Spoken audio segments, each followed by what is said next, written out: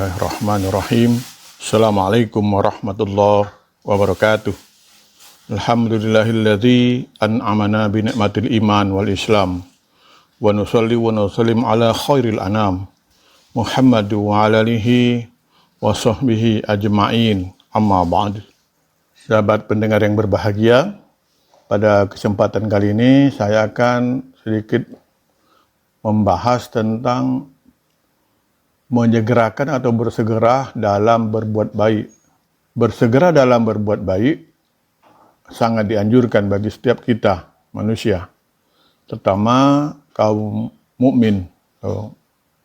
Sebab orang mukmin harus seperti orang musafir yang ingin cepat mencapai tujuan.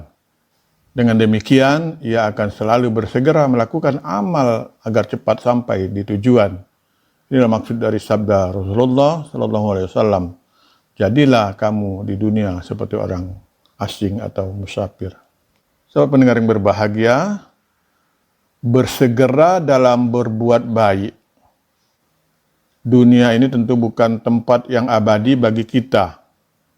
Orang mukmin harus seperti orang asing yang menetap di negeri lain. Tujuannya adalah mencari bekal untuk dibawa pulang ke tempat abadi, yaitu akhirat.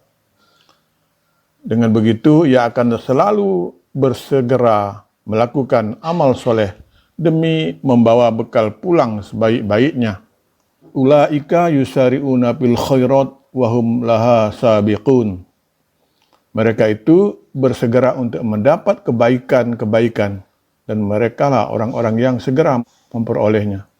Al-Mu'minun ayat 61. Sobat pendengar yang berbahagia, sekali lagi kita akan melihat mengapa kita mesti bersegera dalam berbuat baik. Ada 3 alasan yang penting agar kita bersegera untuk berbuat baik. Yang pertama yaitu menyegerakan karena khawatir bila ditunda justru tidak akan terlaksana atau tidak bisa terlaksana. Amal kebaikan harus segera dilakukan. Jika ditunda, dikhawatirkan niat untuk beramal baik justru tidak terlaksana.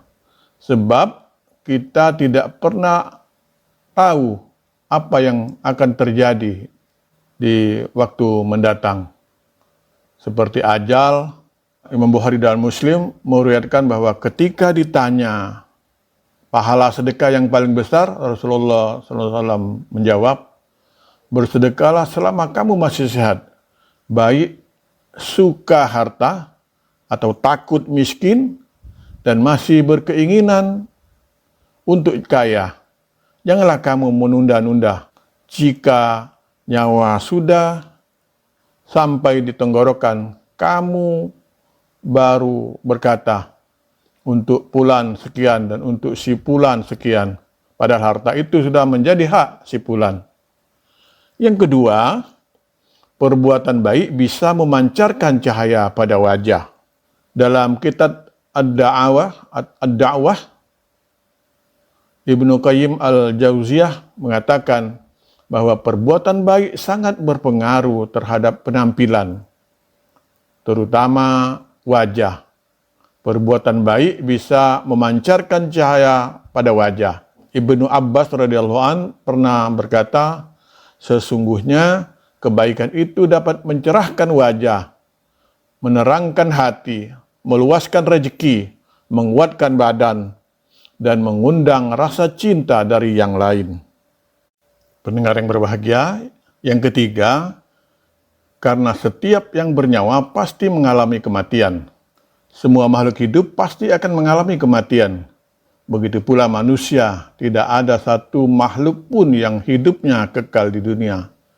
Dalam kitab tafsirnya, Ibnu Katsir menyebutkan bahwa semua manusia, baik para nabi, rasul maupun para wali Allah SWT, di dunia ini akan mengalami kematian.